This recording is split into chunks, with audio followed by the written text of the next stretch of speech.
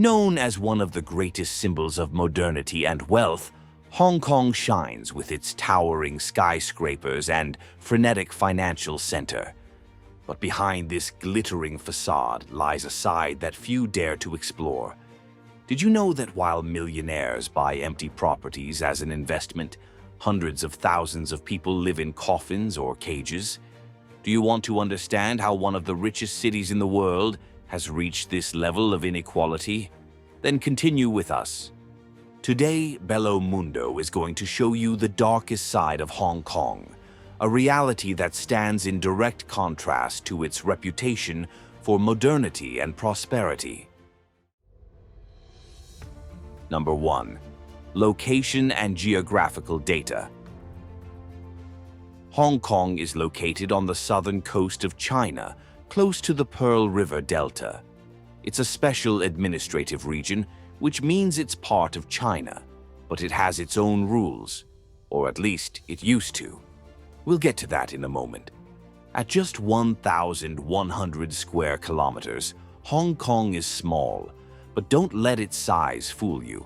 7.5 million people cram in there between gigantic skyscrapers, mountain slopes, and land stolen from the sea. It's all grand, compact, and crowded. When it comes to finance, Hong Kong is one of the giants. It's at the top, along with New York, London, and Tokyo.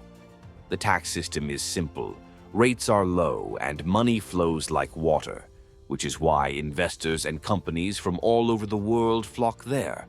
The buildings are not just houses, they are the base of operations for banks, insurance companies, and even retail giants. And the Hong Kong Stock Exchange, one of the busiest in Asia. But it's not all about money. Hong Kong is also the gateway to mainland China. Want to conquer the Chinese market? Hong Kong offers infrastructure, services, and until recently, enviable legal stability. Culturally, the city is a unique mix. On the same street, you can hear Cantonese, Mandarin, English, and, from time to time, something you don't understand but find incredible. The food is an experience in itself, from starred restaurants to crowded stalls in the night markets where everything has a flavor you won't find anywhere else. And there's art, film festivals, museums, and a vibrant energy that mixes Eastern and Western traditions in a way that's all its own. At night, Hong Kong's lights turn the city into a constellation on the ground, a vision of modernity and prosperity. But it's not all so pretty and bright, and you'll understand in a moment. Number 2. History. We've already mentioned that Hong Kong is on the Chinese coast, right? And then a question arises that seems simple. Is Hong Kong part of China or an independent nation? On the map, the answer is clear. Hong Kong is there, far to the south, right on Chinese territory. See that little red dot on the screen? That's exactly where it is. But when we look beyond the geographical borders, the answer becomes much more complicated. Because, in practice, it's a different story. To understand it, you have to go back in time. In a nutshell, China lost 2 opium wars against Great Britain. The first began in 1839. As part of the defeat agreement, China ceded Hong Kong and a neighboring peninsula, located in the Canton region, to the British. These areas were strategic because of the port. The result, Hong Kong remained under British rule for 155 years. On the 1st of July, 1997, the city was returned to China, or reunified, as the Chinese say. But this came with conditions. For the next 50 years, until 2047, Hong Kong would have a high degree of autonomy. Then came the motto, one country, two systems, which means that Hong Kong, like Macau, became a special administrative region with its own system, quite different from the rest of China. And what are these differences? Number 3. Differences. To begin with, Hong Kong has kept its capitalist system. The currency is different, the Hong Kong dollar and not the Chinese yuan. Chinese people need a visa to enter Hong Kong, and Hong Kongers need a visa to enter China. When someone leaves Hong Kong and goes to China, they have to go through immigration and passport control, as if they were two different countries. Those who live in Hong Kong have their own passports, freedom of the press, and unblocked internet access, unlike in China. In addition, Hong Kong's judicial system is based on English law, while China's is a different universe.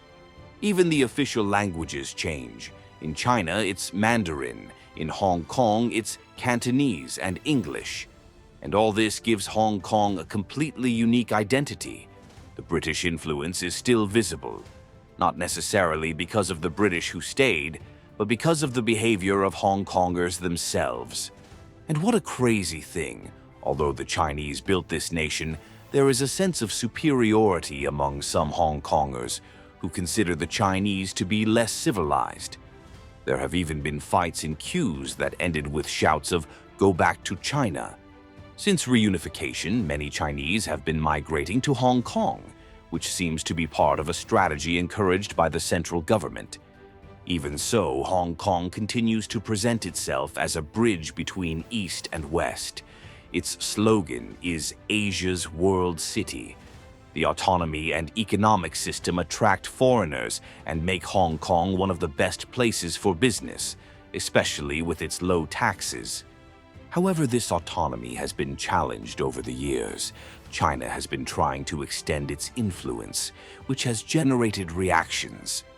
One example was the Umbrella Revolution in 2014, when protests took to the streets against an attempt to interfere in elections. The future in 2047, when autonomy theoretically ends, is still uncertain. Now that the historical and glamorous part is clearer, it's time to turn the key. Let's get to know the hidden face of one of the richest places in the world, a reality that doesn't appear in promotional videos or headlines about economic growth. Number 4. The dark side. Despite all the opulence and glittering skyscrapers, Hong Kong is one of the places with the greatest social inequality in the world. Walking through the streets of the financial center, surrounded by modern buildings and luxury shop windows, you may not even notice it. But poverty is there, hidden. It's not visible in makeshift shacks or open-air slums like we see in other parts of the world. If you've seen our video about the largest slum in Africa, in Kenya, you'll know what we're talking about. There, tin houses mix with mountains of garbage, open sewage, and a suffocating smell of excrement. Between the alleys, forgotten corpses complete the horror scene. If you have the stomach for it, check out this video here on the channel. Life in Africa's biggest slum. But in Hong Kong, the scene is different.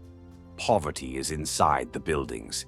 The city has what many call vertical slums, old, overcrowded buildings where every square meter costs a fortune, even in conditions that would barely be acceptable as a warehouse.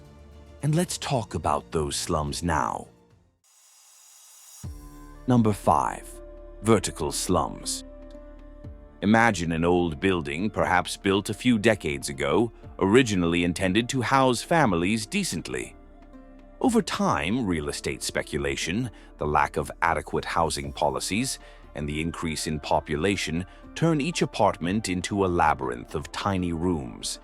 Improvised walls, wooden or metal partitions, creating tiny compartments that barely allow a person to stand up.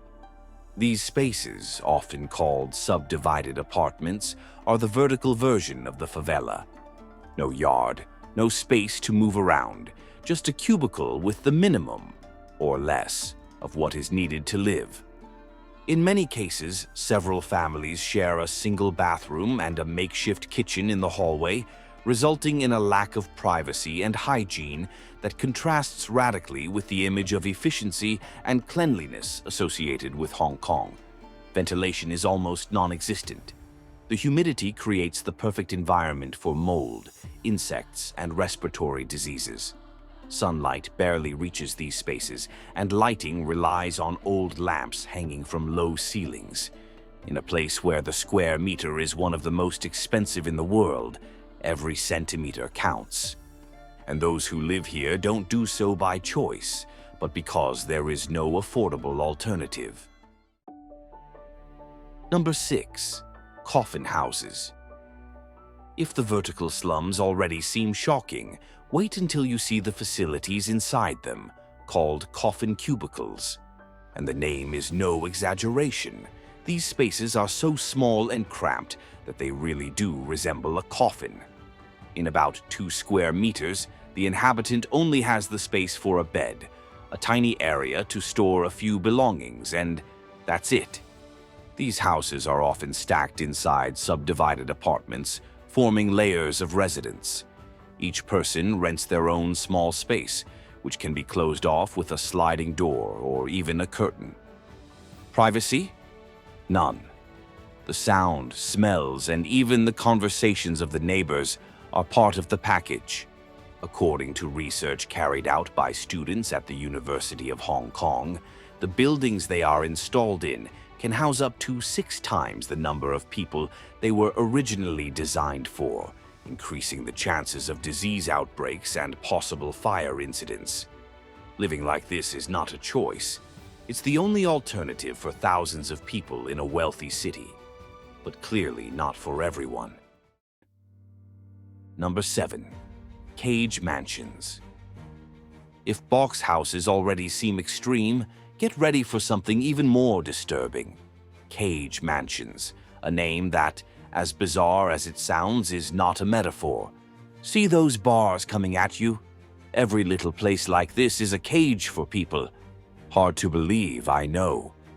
The so-called cage mansions take Hong Kong's housing crisis to an almost unbelievable level. These metal cages are installed inside larger apartments, creating spaces so tiny that they often barely fit a thin mattress. That is, of course, if there is a mattress. Dozens of these cages can be stacked up in a single apartment, forming a scenario that is more reminiscent of an animal farm than a place for people to live. In many cases, apartments originally designed with 3 or 4 rooms are subdivided into several mini-units. Each of these cages houses its occupants with the bare minimum: a mattress, a few basic belongings such as a fan, an electric kettle, perhaps a laptop or books, all compacted into a grid-like space. The original kitchens and bathrooms, when they still exist, are shared by all the residents. A single bathroom is often shared between dozens of people.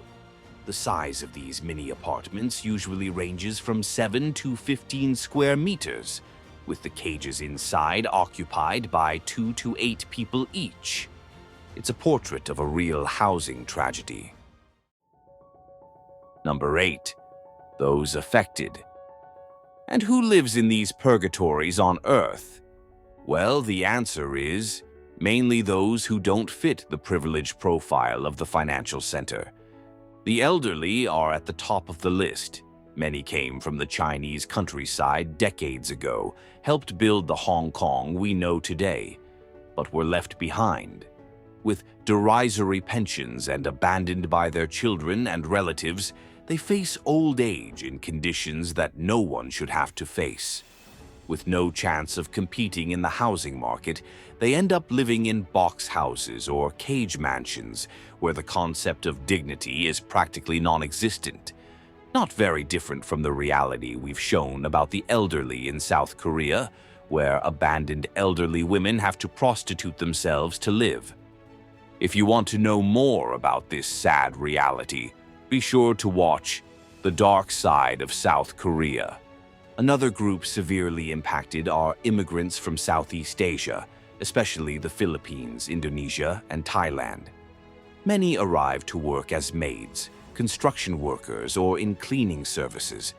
With low wages and very few labor rights, they are unable to afford decent housing. With the language barrier and little access to public services, these workers often end up in overcrowded rooms, box houses, or cage mansions. The most shocking thing is that even local workers, cooks, delivery boys, and laborers live this reality. People who work hard every day but can't escape these tiny spaces. Hundreds of thousands of people live in subdivided apartments, box houses, or cage mansions. The United Nations, UN itself, has classified this situation as a real humanitarian and health crisis. It's as if the entire city was designed to crush those who aren't at the top of the pyramid.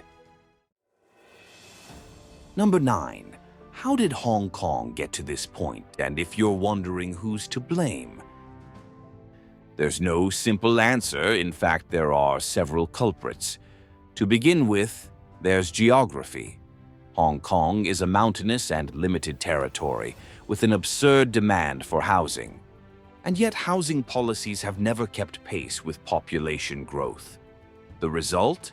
Prices that are out of touch with reality and a housing crisis that mainly affects the poorest. During British rule, the release of land for construction was tightly controlled, which caused prices to skyrocket. After being handed back to China, the situation hasn't improved much. The Hong Kong government is accused of protecting the big real estate conglomerates, who keep vast reserves of land idle to hold down supply and ensure that prices continue to rise. It's a game in which the losers are the low-income workers, pushed into ever smaller and more precarious spaces. Another factor is international real estate speculation. Hong Kong has become a magnet for billionaires from all over the world who buy property as an investment. Many of these apartments remain empty, while the poorer population compete for what's left on the market. In addition, there is no robust plan to build quality, affordable public housing, which only makes matters worse. China's influence also weighs heavily. With 2047 approaching, the year in which one country, two systems is due to end, there is growing uncertainty about Hong Kong's political and economic future. This fuels speculation and makes the real estate market even more unstable. In the end, it's an explosive combination of limited geography, flawed policies, speculation, and inequality that pushes thousands of people into inhumane housing conditions. Number 10. What is being done? The situation has reached such a critical point that the Hong Kong government faces constant pressure to act. There are public housing programs where subsidized apartments are raffled off to low-income families, but the queue is huge. Supply, as always, does not keep up with demand. Some initiatives try to revitalize old buildings, turning them into more decent housing. But this is like wiping ice. The need is much greater than what these one-off solutions can offer. NGOs and community groups are also on the front line, drawing attention to these squalid conditions. They offer everything from legal aid and medical assistance to food parcels. But try as they might, they can't cover the scale of the problem. The government's response is often slow and insufficient. There are sporadic announcements of projects to build in new areas, but the pace is frustrating. What's more, they face resistance from residents of established communities who don't want low-income housing nearby. What's more, the big real estate conglomerates, with their land reserves and financial interests, are holding back any significant change. Revising the land sales policy and encouraging affordable housing would be one way out, but this requires political courage, something that is hard to find in an environment so dominated by profit. In the meantime, box houses and cage mansions continue to be a reality for thousands of people, an invisible population caught between the glitter of a global city and the humiliation of living in conditions that shouldn't even be called home. It's proof that prosperity is not for everyone in Hong Kong. And so we end our journey through the hidden side of Hong Kong. Now it's up to you. What did you think of this reality? What surprised or shocked you the most? We want to know. So leave your opinion in the comments. We'd love to hear what you think. If you like exploring hidden stories and realities that few know about, keep following our Bello Mundo. We still have plenty of fascinating destinations and unexpected truths to discover together. Thanks for sticking with us this far, and we'll see you on our next adventure. Until then.